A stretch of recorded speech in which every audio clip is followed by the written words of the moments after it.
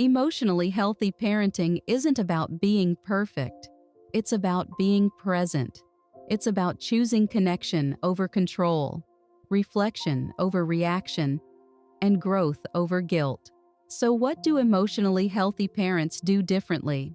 They don't just raise children, they raise humans who feel safe, seen, and strong. Welcome to Seeds of Tomorrow. Let's explore the 5 quiet shifts that make all the difference. 1. Emotionally healthy parents. Repair after rupture.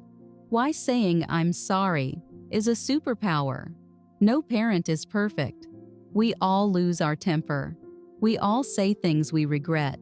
We all have moments when we disconnect, react, or shut down. But emotionally healthy parents don't pretend those moments didn't happen. They repair. They come back. They reconnect. They say, "I got frustrated. I'm sorry. I didn't mean to speak that way. You didn't deserve that tone. Let's talk." This is called relational repair, and it's the foundation of emotional safety. What happens in the child's brain? When a rupture happens, like yelling, snapping, or ignoring, a child's nervous system goes into fight or flight. They feel unsafe, confused, and often ashamed. But when a parent returns with warmth and accountability, the child's brain begins to regulate. Their amygdala calms, their prefrontal cortex re-engages, and most importantly, they learn that relationships can bend without breaking.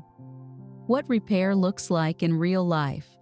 After a tough moment, you might say, "I was feeling overwhelmed and I took it out on you. That wasn't fair, Dash. I love you. I'm sorry I didn't handle that well. Let's talk about what happened. I want to understand how you felt."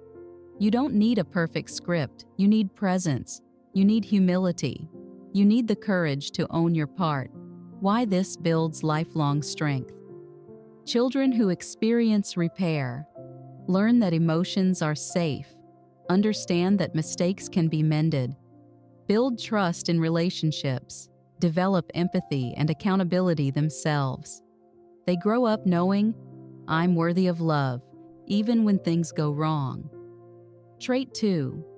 They regulate before they respond. Why calm is contagious. Children don't just hear your words, they feel your energy. And in moments of stress, your nervous system becomes their emotional environment. Emotionally healthy parents understand this. They know that their tone, posture, and breath shape how a child experiences discipline, correction, and even love. So before they respond, they pause, they breathe, they ground themselves, they choose calm over chaos. What's happening in the brain? When a parent reacts from stress, yelling, snapping, or rushing, the child's amygdala, the brain's alarm system, activates. They feel unsafe, even if the words are logical. But when a parent regulates first, their own prefrontal cortex stays online. This allows them to respond with empathy, clarity, and emotional maturity, helping the child's brain stay regulated too. This is called co-regulation, and it's one of the most powerful tools in parenting. What it looks like in real life, instead of, "Why are you always doing this? I've had enough," they say, "I need a moment to breathe before we talk. I'm feeling overwhelmed, so I'm going to step away for a minute. Let's take a breath together." They model emotional responsibility, not just emotional control. Trait 3. They validate feelings, even the messy ones. Why emotional safety begins with acceptance. Children feel everything intensely: joy, frustration, jealousy, sadness, rage. And often adults respond with correction instead of connection.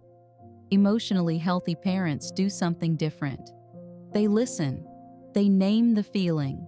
They make space for it. They don't say, "Stop crying. You're being dramatic. There's nothing to be upset about." They say, "You're really disappointed right now. It's okay to feel angry. I'm here with you while you feel this." This is emotional validation, and it's the foundation of trust. What happens in the child's brain? When a child's feelings are dismissed, their amygdala stays activated. They feel unsafe, misunderstood, and alone. But when their emotions are named and accepted, their nervous system begins to regulate. Their prefrontal cortex re-engages. They begin to feel calm, seen, and emotionally safe. Over time, this builds emotional literacy, the ability to understand, express, and manage feelings. What it looks like in real life. Your child screams because their tower fell.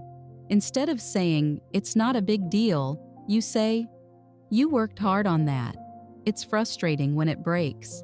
Your teen slams a door after a fight with a friend. Instead of, "Don't act like that," you say, "You're hurt. Want to talk about it when you're ready?" Validation doesn't mean agreement, it means emotional presence. Trait 4, they set boundaries with love. Why limits can feel like security, not rejection. Children need boundaries, not to feel controlled, but to feel safe. Emotionally healthy parents understand that limits aren't punishments, they're containers. They're signals that say, "You are loved enough to be guided." These parents don't use fear, shame, or harshness. They use clarity, consistency, and connection. They say, "I won't let you hurt your brother. It's okay to be angry, but not okay to hit. I'm here to help you calm down." The tone is firm, but the heart is soft. What happens in the child's brain?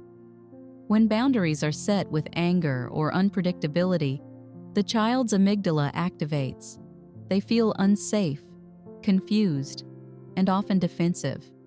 But when boundaries are set with calm and consistency, the child's prefrontal cortex stays engaged. They begin to understand cause and effect. They feel emotionally protected, not punished. This builds self-regulation, respect, and trust in authority. What it looks like in real life. Your toddler throws a toy. Instead of yelling, you kneel down and say, "Toys are not for throwing. I'll hold it until you're ready to use it safely."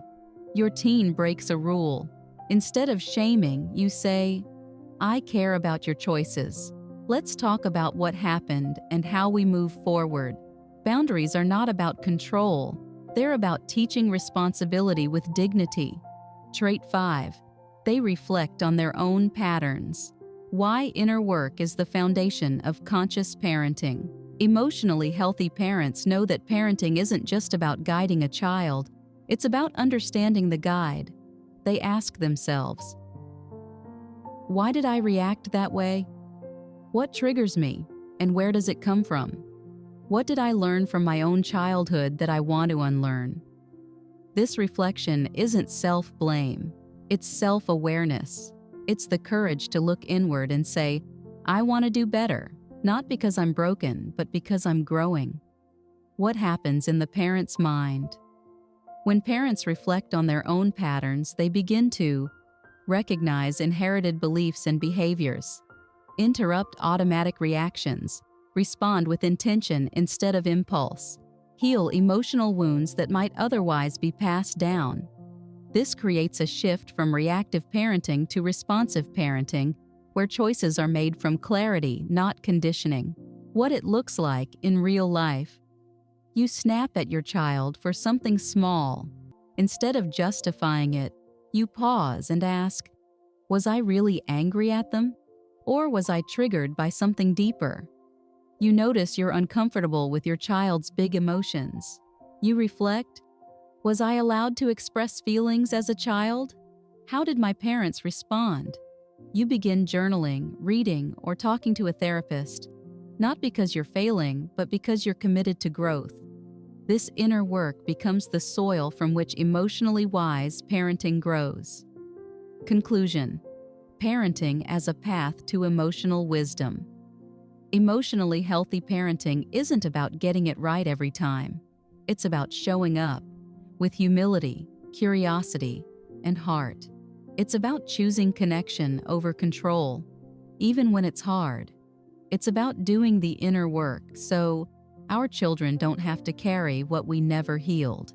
These 5 traits aren't rules, they're reminders that every moment is a chance to repair, reflect, and grow, that our presence matters more than our perfection, and that when we lead with emotional wisdom, our children learn to do the same. If this guide spoke to your heart, follow Seeds of Tomorrow for more soulful parenting insights, emotional tools, and reflections that honor both your child's growth and your own. And if you'd like these messages to meet you regularly, subscribe. Let's keep growing together, one conscious moment at a time. See you in the next video.